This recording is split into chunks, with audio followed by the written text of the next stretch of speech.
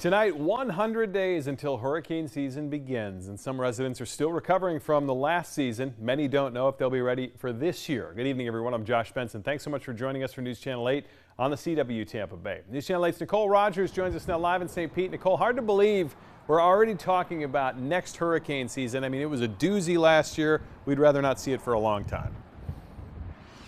Josh, let me tell you, I actually still have my waders on my desk because of how long after the hurricanes we still did all of our flood coverage and of the devastation. And a lot of the people that I've spoken with say they don't even know when they're going to be back into their homes, yet alone to prepare for the next hurricane season. But experts say that is exactly what we have to do right now and make sure that we're rebuilding and we're prepared for what's to come. And a lot of that has to do with insurance.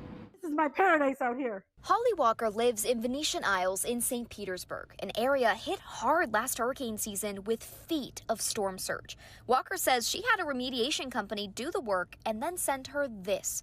That's right, a $60,000 bill. $60,000 is a lot of money. Do you want to know what our insurance gave us? $8,400. What's wrong with that picture? Walker says she's been told a typical charge for a house her size is between $16,000 and $18,000. So she told that to the remediation company. They said, oh, well, you have insurance. It should pay it.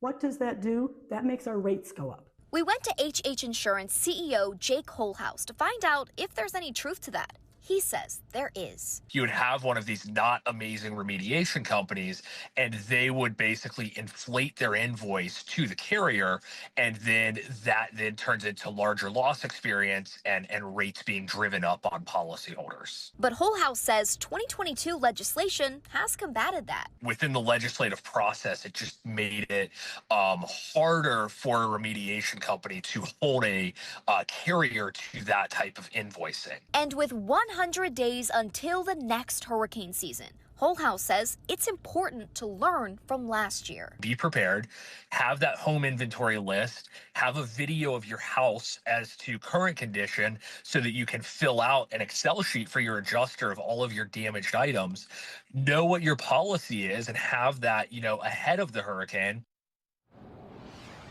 Holhouse says it's also important to right now find a good remediation company and contractors that are honest and trustworthy. That way, if disaster does strike, you will be ready and prepared. Live in St. Pete, Nicole Rogers, 8 on your side.